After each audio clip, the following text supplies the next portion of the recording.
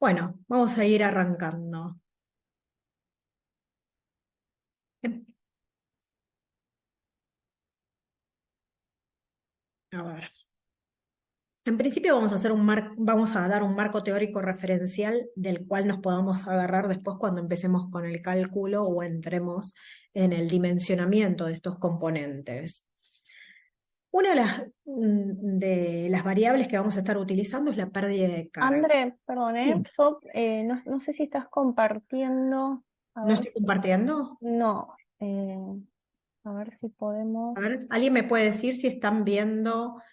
eh, Ahí veo. Por ahí ¿Bien? es a mí que se me quedó. Ahí Ahora se sí ve, ahí se ve. me dicen, o sea, ok, genial. Bueno, Listo. gracias, Patri. Ahí, bien. Bueno, entonces le decía que una de las variables que vamos a tener que estar considerando en el dimensionamiento de bombas es la pérdida de carga. La pérdida de carga se podría definir como la pérdida de presión que va a tener el fluido en nuestro circuito. O sea, un circuito, no importa cuál sea, piso radiante, radiadores, desde la caldera hasta una serpentina o un tanque intermediario, a un intercambiador de placas, a lo que fuera, nuestro circuito cerrado, ¿no? Esa pérdida de presión que va a tener el fluido a medida que avance en el circuito. O sea, cuando sale de la bomba, tiene la presión máxima y va a ir perdiendo esa presión a medida que vaya teniendo que atravesar accesorios y recorriendo cañería. Esa pérdida, que es una pérdida por fricción lógica del fluido contra las paredes del caño y los accesorios y demás, va a determinar una pérdida de presión. O sea, si yo tengo una presión acá inicial mayor, va a caer esa presión a medida que avance. Y esa pérdida de presión va a depender, obviamente, del caudal a transportar, esa pérdida de carga, ¿no? De la velocidad del fluido.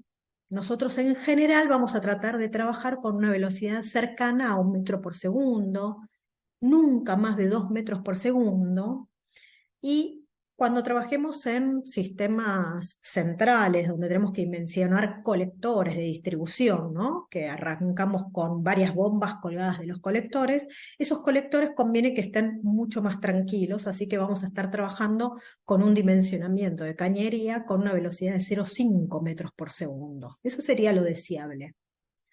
Si nosotros aumentamos mucho la velocidad, la pérdida de carga va a ser más alta, ¿sí? Para el mismo caudal en el mismo diámetro de cañería. Entonces, el diámetro de la cañería es importante y la longitud de la cañería también. Obviamente, si la longitud de la cañería es más larga, la pérdida de carga será mayor. Todo lo que tiene que ver con accesorios, obviamente también forman parte de la pérdida de carga, y no es lo mismo tener un caño recto que un codo. Por lo tanto, en general, todo lo que tiene que ver con accesorios después se unifica en lo que serían longitudes equivalentes. Hay tablas que dice, bueno, un codo representa 1,2 metros de cañería recta. Entonces podemos llevar todo a cañería recta y después aplicar un gradiente que está asociado al material para determinar cuál es la pérdida de carga. Lo que es importante es que si nosotros analizamos esto, podamos ver que nuestro circuito es un circuito cerrado. Entonces nosotros tenemos la máxima presión en el momento que salimos con la bomba y a medida que avanzamos vamos a estar perdiendo presión. Y lo importante es que podamos volver a la base de la bomba, o sea, al pie de bomba otra vez, con algo de presión positiva. No podemos quedarnos con presión negativa ahí. Las bombas trabajan y arrancan con una presión positiva necesaria. Si nosotros le pusiéramos nuestros sistemas están un poco resguardados porque ya nuestro sistema está presurizado y parte de la presión para el arranque de la caldera es lo mínimo que requeriría también la bomba de seguridad en el inicio, ¿no? Estas bombas centrífugas no pueden trabajar con presión cero, sino que, ni tampoco aspirando, sino que trabajan con una presión positiva para ese arranque. Y de esa manera está un poco cubierta, pero así todo, si nosotros pusiéramos, si no tuviéramos ningún sistema de seguridad en otro tipo de instalaciones donde no está dentro de la caldera, la bomba y pusiéramos muchas restricciones, podríamos estar llegando con presión negativa acá y esto podría hacer cavitar la bomba. Entonces es muy importante que nosotros hacemos toda la cuenta de pérdida de carga y saber que pudimos llegar hasta acá, primero porque tenemos que dar la vuelta, si no, quiere decir que el circuito no está pudiendo, la bomba no está pudiendo vencer todas las pérdidas de carga que hay en cañería para poder después ceder esa energía al ambiente. Las pérdidas de carga, como les decía antes, tienen que ver con el material principalmente, con el diámetro y demás. Acá nosotros vemos un ábaco, que en este caso es, por ejemplo, cañería PERT a 50 grados, podría ser un caso de un piso radiante, ¿sí? Y vamos a ver que tenemos el caño de 16 o el de 20, que son los que nosotros trabajamos, y podríamos trabajar con el caudal, en este caso, en litros por segundo. Entonces, trabajando con los litros por segundo, llegamos hasta cortar al caño que estemos trabajando y subiendo vamos a ver la pérdida de carga, que la pérdida de carga está medida en metros de columna de agua cada 100 metros. Después, si nosotros nos dio, por ejemplo, 6 metros de columna de agua cada 100 metros y nuestro circuito tiene 50 metros, bueno, son 3 metros de columna de agua la pérdida de carga de ese circuito, ¿sí? O de esa cantidad de metros vamos a hablar, ¿sí? Porque después en los circuitos vamos a ver que hay otras pérdidas más que están asociadas con las curvas, con los colectores y demás. Pero digamos que los ábacos pueden ser ábacos o pueden ser tablas, pero siempre van a estar representando, van a tener los diámetros de las cañerías, van a tener el caudal, van a tener las velocidades, ¿sí? Recuerden que nosotros dijimos que queríamos estar dentro más o menos entre 1 y 2 como mucho, pero 1 metro por segundo, por ejemplo, y van a tener del otro lado el caudal, ¿sí? Entonces, todos estos datos y la pérdida de carga final son los datos que nosotros necesitamos para poder determinarla.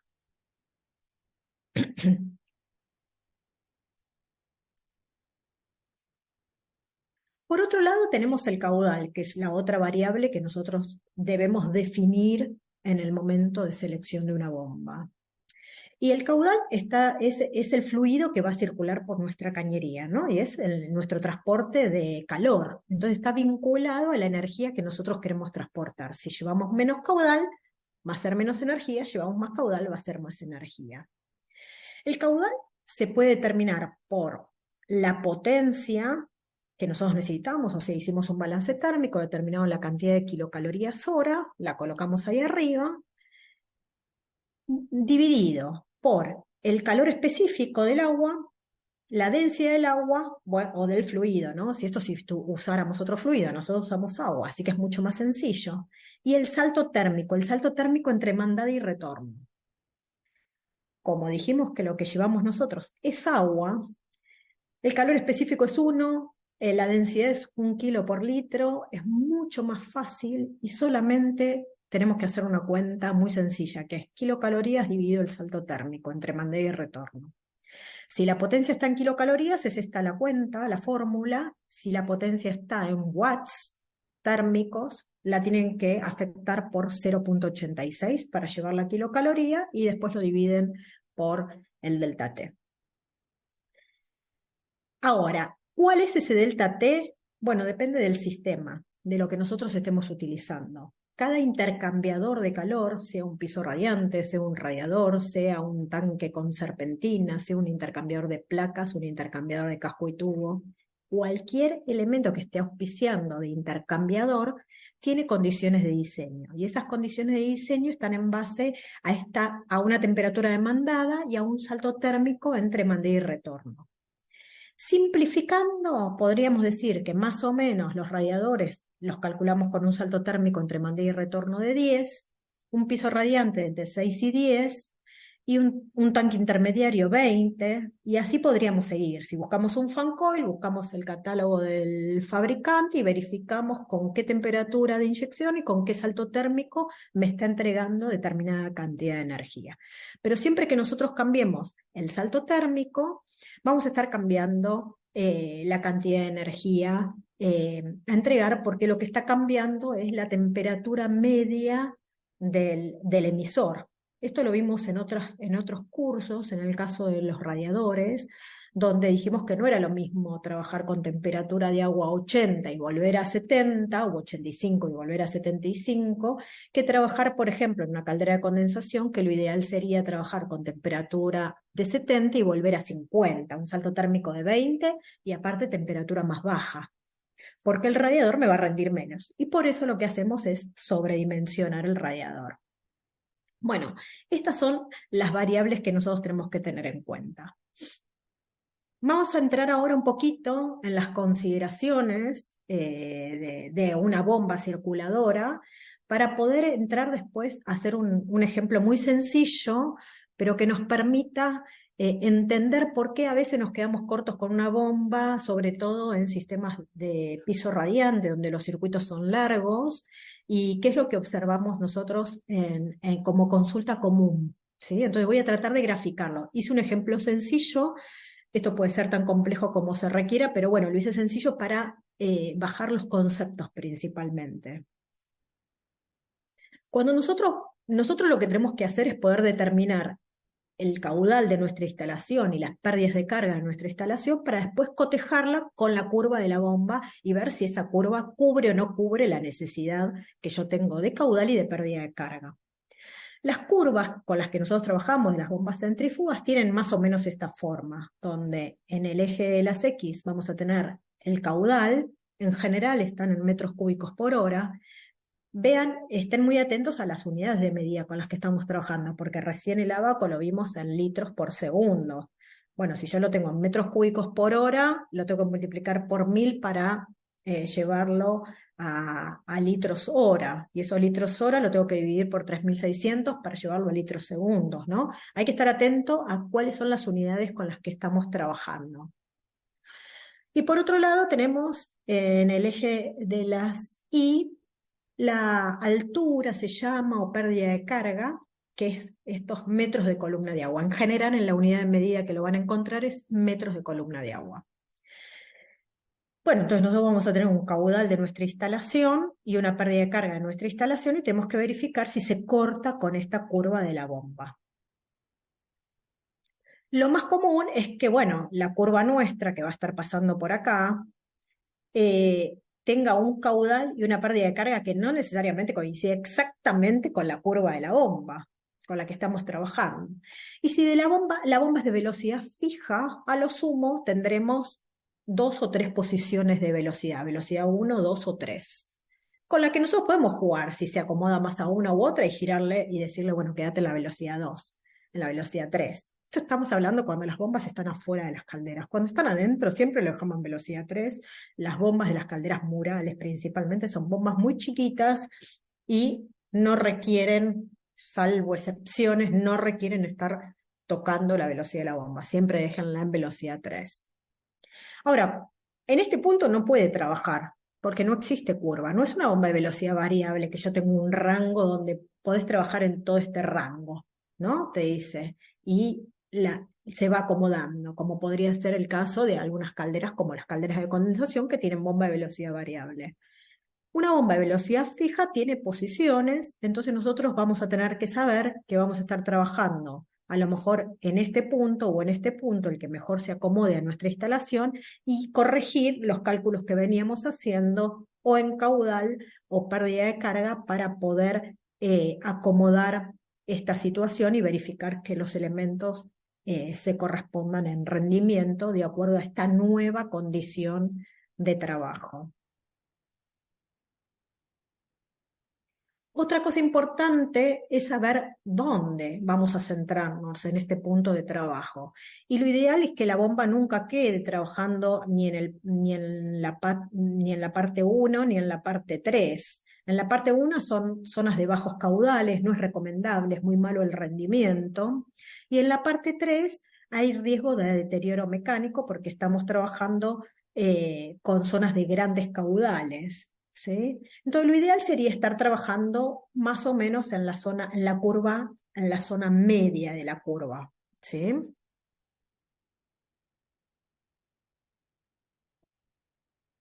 Vamos a hacer un caso práctico muy sencillo, como les decía antes, pero que nos permita entender un poquito cómo se calculan estas cosas.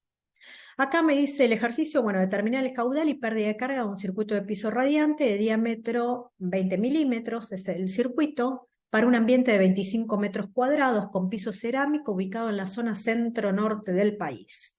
Ahí yo puse varios datos como para ir fijando algunas variables y hacer más rápido el cálculo, ¿no? Porque no vamos a hacer un balance térmico de cero.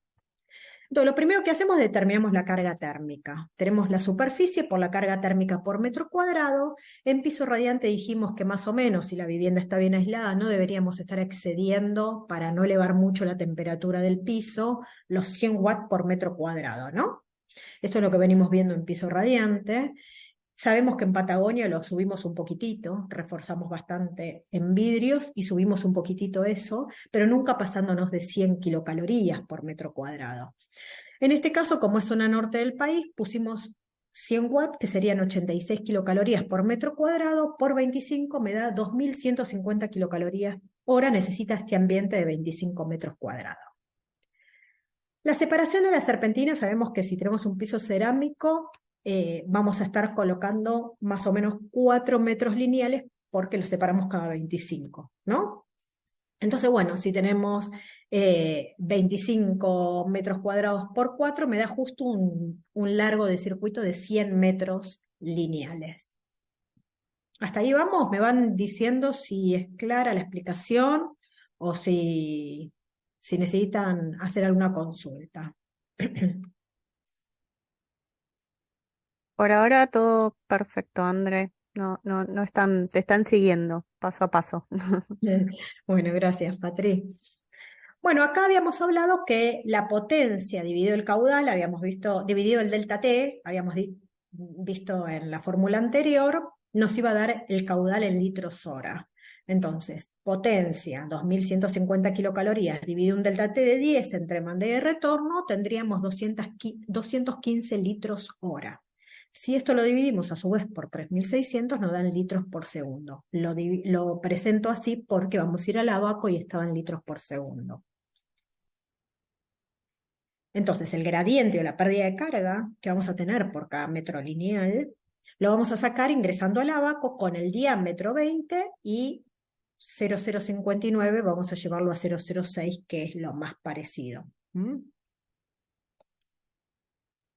Me voy al abaco y tengo cañería de 20 que está cruzando por acá, tengo 0,06 litros por segundo que está acá, y me da que tengo una pérdida de carga de 1 metro de columna de agua cada 100 metros de cañería. ¿Sí? O sea que yo toda esa cañería de 100 metros tiene 1 metro de columna de agua, de pérdida. Pero claro, a esto hay que sumarle todas las curvas, por eso siempre es recomendable trabajar más con el esquema de espiral, que tiene curvas a 90 y no curvas tan cerradas como la serpentina, ¿sí? Siempre que puedan trabajen con curva espiral, y la pérdida de carga que hay en el colector. Yo ahora hice un cálculo estimado muy rápido para no entrar, porque si no se va a hacer demasiado largo en cada uno de esos, pero digamos que las curvas más colector vamos a quedarnos con una seguridad del doble. Así que vamos a decir que vamos a estar consumiendo 2 metros de columna de agua para todo el circuito, desde el colector, todo el circuito. ¿Sí? Entonces ahora sabemos que la pérdida de carga de este circuito, pasando por el colector y todo esto, son 2 metros de columna de agua aproximadamente. Pero nos falta sumar todo esto, ¿sí? Lo que va desde el colector hasta la caldera. Y desde el colector a la caldera, ¿tengo el mismo caudal? O sea, ¿tengo el mismo caudal? ¿Tengo 215 o tengo más? Yo acá tengo el caudal que iría para toda la vivienda, o por lo menos para todo este colector, ¿no? Supongamos que hubiera un solo colector en la vivienda. Entonces yo tengo el caudal este que va a estar circulando, va a ser el de toda la vivienda, y la pérdida de carga que voy a sacar va a estar asociado a ese caudal, no a este caudal. ¿Sí?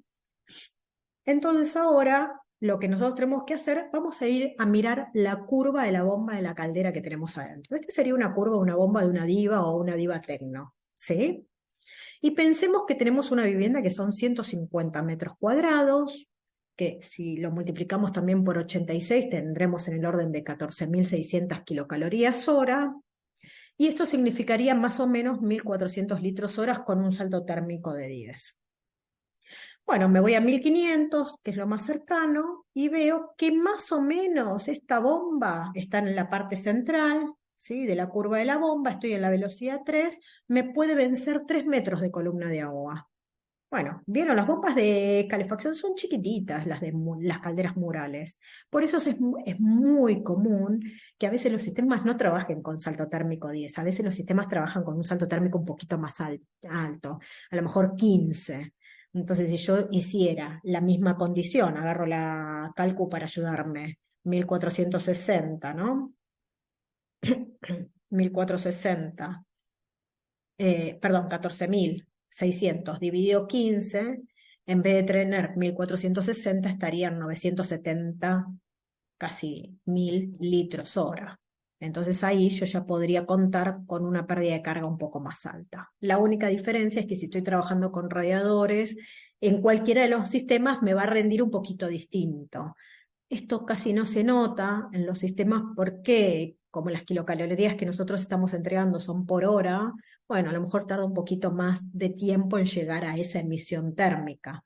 Pero sí hay que tenerlo en cuenta porque si es muy grande, la diferencia puede no calentar o puede no alcanzarme la bomba. Entonces, un poquito hay un margen para moverse, ¿sí? Yo lo estoy haciendo adrede en esta condición para que vean que nosotros teníamos 2 metros de columna de agua más o menos en un circuito completo, el más alejado, el más solicitado, el más largo, ¿no? El que estaba en peor condición. Pero el caudal ahora necesito sacar, digamos, la pérdida de carga del otro tramo. Entonces, el caudal total ya lo tenemos porque es la casa total. Es lo total que va a salir de la caldera.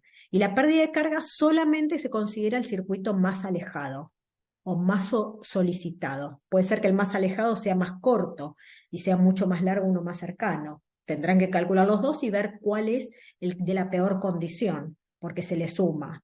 Volvemos a repetir, todo el circuito más todo hasta llegar a la caldera. En pérdida de carga calculo todo eso. Y en caudal, el total de la instalación, pues yo tengo que llegar a toda la casa, a todos los circuitos. Ahora, si la pérdida de carga puede vencer el más solicitado, quédense tranquilos que los otros van a llegar. Entonces ahora, si no, volvemos al análisis, decimos que bueno, que si estamos en esta condición, nos queda solo 1 metro de columna de agua para este tramo. No me puedo exceder de 1 metro de columna de agua para este tramo. Entonces ahora, por ejemplo, me voy, en este caso, a un abaco donde tengo cañería PEX, porque es donde tenemos diámetros más grandes, agua 50, porque sigue siendo un sistema de piso radiante, ¿sí? Y bueno, créanme que acá no salió, este es el caño de 16, este es el de 20, el de 25 y el de 32. Ahora yo tengo, dijimos, un caudal de, habíamos dicho, vuelvo para atrás, a ver, tique, 1460. 1460 dividido 3600 son 0,4 litros segundo. Entonces voy por 0,4 litros segundos y corto al caño de 32 o al caño de 25. Fíjense que la diferencia es muy significativa.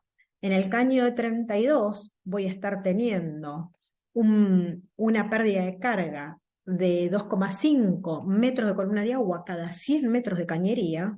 Entonces, si ese tramo tiene 20, bueno, haré el proporcional, ¿sí? A lo mejor es medio metro, ¿m?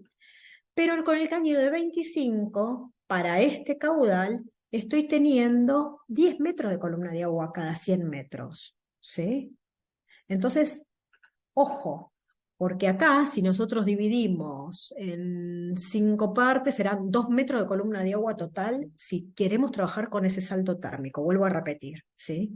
Entonces, lo recomendable siempre en piso radiante es que como los circuitos son largos, Muchos instaladores, algo que aprendí de los instaladores, nosotros decimos, y el de 20 hasta 120 metros lineales lo puedes hacer y demás.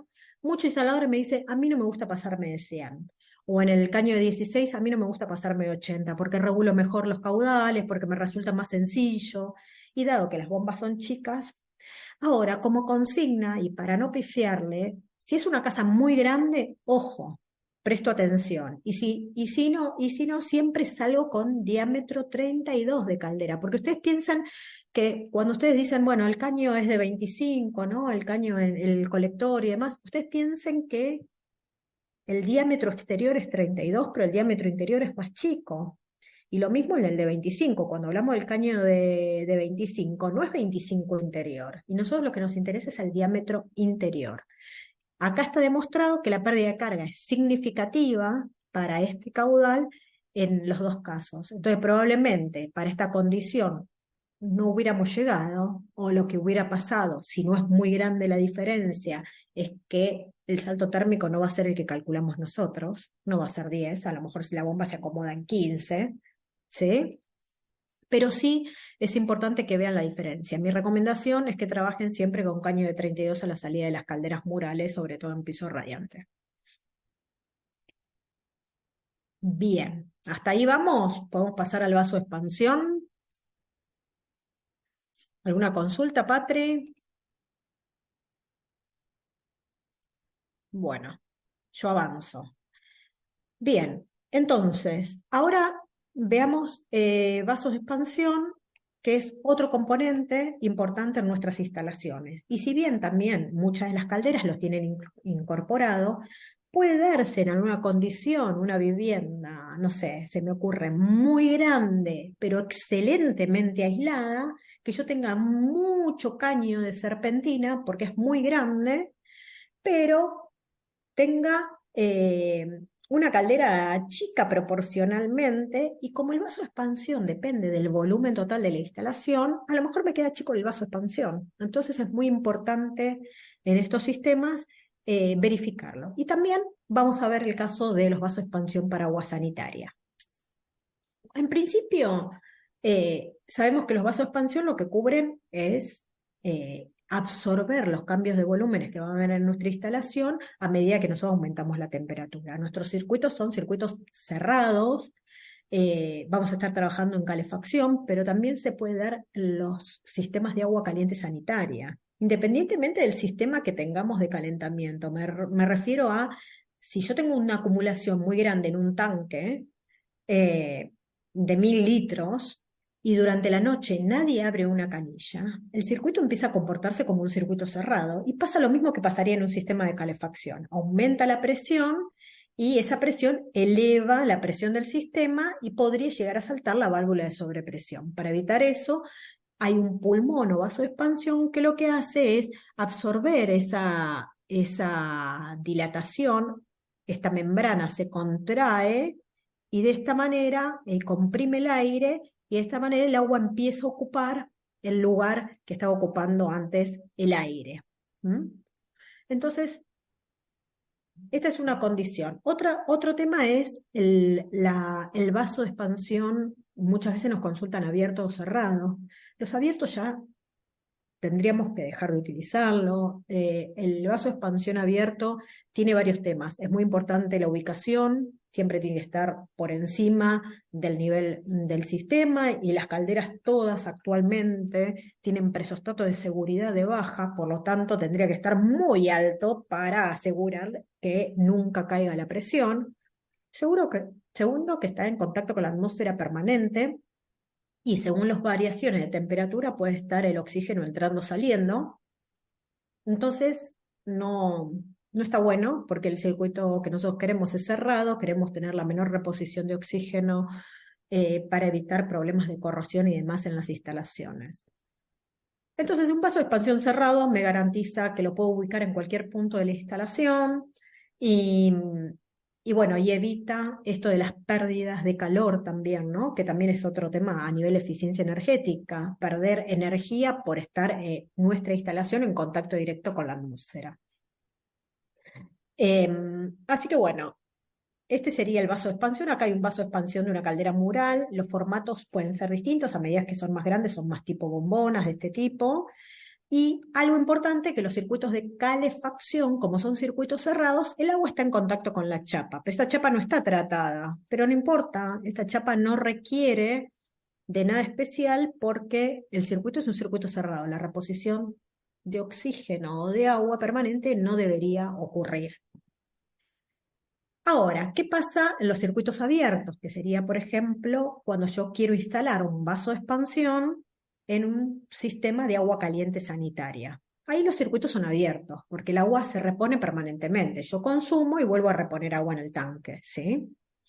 Bueno, esos circuitos abiertos requieren de una composición distinta del vaso de expansión. El vaso de expansión eh, a diferencia del otro que estaba partido por la mitad, por la membrana, y de un lado del aire el agua y del otro lado el aire, en este caso, eh, quien contiene el agua es la membrana, es como un globo que está dentro y nunca está en contacto con la chapa.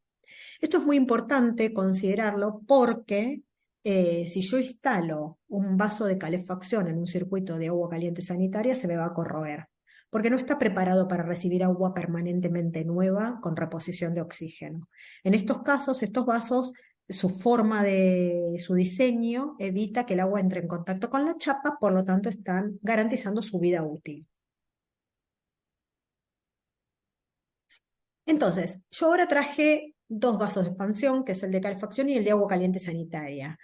Y les voy a enseñar a calcularlo porque es la misma forma, pero sí es importante saber que también existen vasos de expansión de solar. Cuando trabajamos con sistemas solares forzados, donde tenemos el colector, el tanque abajo, un circuito cerrado entre el colector y el tanque y la serpentina del tanque y después un vaso de expansión. Esos son blancos. Nosotros tenemos rojos para calefacción, azules para agua caliente sanitaria o blancos para solar.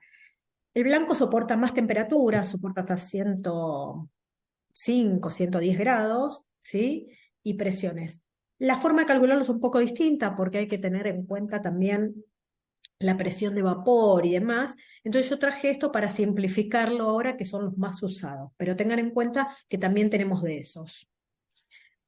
Fíjense que acá los vasos de calefacción, que son los rojos, pues tenemos de 12, de 25 y de 50. Esos soportan hasta 4 bares.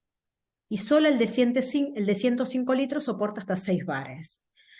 En una instalación centralizada, nosotros tenemos calderas, por ejemplo, como las XP o las óptimas, donde las calderas soportan 6 bares. Puede ser que mi instalación no requiera de 6 bar, pero tengo que saber que si yo coloco un vaso de expansión o lo tengo que sobredimensionar porque la presión máxima de trabajo de esto es de 4, si me dio dentro de este litraje, de esta capacidad, litraje me mandé, de esta capacidad, este, entonces, o lo puedo sobredimensionar sabiendo que pongo el límite de 4 bares como presión máxima, ¿sí? De trabajo y me va a dar un vaso de expansión mayor, o tengan en cuenta que podrían trabajar en calefacción con un vaso de expansión sanitario. No al revés. Sí puedo usar uno azul en calefacción, no puedo usar uno rojo en agua sanitaria, por lo que hablábamos antes de la corrosión. Pero los de agua sanitaria soportan hasta 10 bar o sobredimensionar un poco y tener un vaso de expansión más grande, pero para que, bueno, para que no se vayan un vaso de expansión tan grande si no lo tienen el espacio en la sala de máquina. Esa es la versatilidad que pueden estar utilizando. La presión de precarga, que también lo vamos a necesitar en la fórmula, es la presión de carga del aire, que es la parte de aire del vaso de expansión. Y esta es la fórmula. La fórmula dice que el volumen, o sea, la capacidad del vaso de expansión que nosotros debemos colocar, va a estar afectado por un coeficiente 1,1 de seguridad, un coeficiente de expansión del agua, que ahora lo vamos a ver, que está asociado con el salto térmico entre la temperatura de llenado de mi sistema y la temperatura máxima a la que puede llegar el sistema. Yo llené mi sistema a 20 grados y puede llegar a 80, bueno, tengo 60 de salto térmico, ¿sí? Y lo voy a calcular con eso. El volumen de agua del circuito, y ahí voy a tener que cantar todos los caños que tengo por el diámetro, por la cantidad de litros que entre por ese tipo de caño, en los litros de la caldera, en los litros de, no sé, si hay un separador hidráulico, si hay lo que haya en el medio, si hay un colector. Bueno, necesitamos sumar todos esos litros de toda la instalación y decir, bueno, esta es el volumen total, no o sea, acá dice el circuito, de todos los circuitos que hayan en esa obra que estemos calculando, ¿no? Y después lo vamos a dividir por uno menos la presión de precarga, que es la que teníamos recién, que habíamos dicho, menos uno, dividido, punto nuevo, por la presión de máxima de trabajo, más uno. Esto es para llevarlo a presión atmosférica. El coeficiente, el delta T, es la temperatura mínima del circuito y la temperatura máxima a la que puede llegar. La mínima es la de carga. Y estos coeficientes se van a determinar, están determinados por tabla. Entonces yo digo, bueno, si la temperatura del agua, llené el circuito a 20 grados y voy a llegar a 80 porque es un sistema de radiadores, mi delta T es 60, mi coeficiente de expansión que voy a utilizar es esto. De esa manera se hace la fórmula esta y se determina el volumen del vaso de expansión colocando el inmediato superior después a lo que me da el cálculo. Entonces, la línea, dijimos, la línea de tanques, tenemos en vaso de expansión de calefacción. En las calderas murales ya viene. Es muy raro que ustedes necesiten adicionar. Puede ser en algunas, fíjense, en casi todas las calderas vienen de 8 litros. Pero, por ejemplo, en las calderas eléctricas vienen de 6 litros. Entonces, estoy trabajando a alta temperatura y a lo mejor hay unas referencias en el manual. Conviene validar si el volumen total y la temperatura con la que estoy trabajando no me estoy excediendo para ver si tengo que poner un vaso de expansión adicional, ¿sí? O por ejemplo, estoy trabajando con bueno, ahí voy a estar trabajando, por ejemplo, con una caldera de condensación que pongo muchos más radiadores, entonces tengo más cantidad de litros, pero ojo, porque estoy trabajando también a una temperatura menor. Hay que hacer la cuenta y verificar si me alcanza llegado el caso. ¿Mm? Consulta. Ahí me pregunta Eduardo, sí, los blancos que nosotros trabajamos son los de solar, que en realidad lo que soportan es, todo lo de solar soporta mayor temperatura. Pero las presiones creo, ahora no me la acuerdo de memoria, yo no las traje acá, pero creo que la presión anda en el orden también de 10 bar. No habría problema en utilizarlo en este sistema, en uno de calefacción, por ejemplo. Ojo con trabajarlos en estos, no. Los de agua sanitaria son siempre los de agua sanitaria. Los otros se pueden, o sea, este puede compartirse acá, eh, el de solar se podría compartir acá, no puedo llevar este a agua sanitaria ni el de solar a agua sanitaria. Pero acuérdense de los colores porque es importante que rápidamente cuando entro a una sala de máquinas vea si me colocaron al revés los vasos de expansión en un sistema central. Es muy común, yo lo he visto un montón de veces, que invierten los vasos de expansión, son vasos de expansión, y a lo mejor este está en calefacción, que no pasa nada, pero este está en agua caliente sanitaria, no va a durar nada. Consultas. Consultas. Bueno, viste el tema de los colores de los vasos de expansión. Él nos había mencionado si los de color gris, supongo que es el color blanco o Sí, blanco-gris, que es el de solar, el ¿no? de solar, sí, ese es por lo menos en la línea PEISA estamos hablando, ¿no? Claro. Después nos preguntaron respecto a lo que era bomba, supongo, porque dice, ¿cómo influye en vivienda de 2 pisos? Me refiero tanto con caldera abajo o arriba. Ok. Y menciona los 3 metros, ¿no? Que hay de diferencia. Bueno, ahí nosotros siempre la pérdida de carga que vamos a estar calculando es por rozamiento, por fricción, no por elevación, por decir así, ¿no? O sea, si yo tengo la caldera baja y tengo que inundar la serpentina de arriba, lo único que tengo que tener en cuenta es que mi presión de llenado de inicio es una presión tal que pueda llenar, inundar esa cañería. Vale decir, si yo tengo, supongamos que tenemos 15 metros, ¿sí? Hasta la serpentina más alta. Bueno, yo tengo que llenar con 1,5 kilos.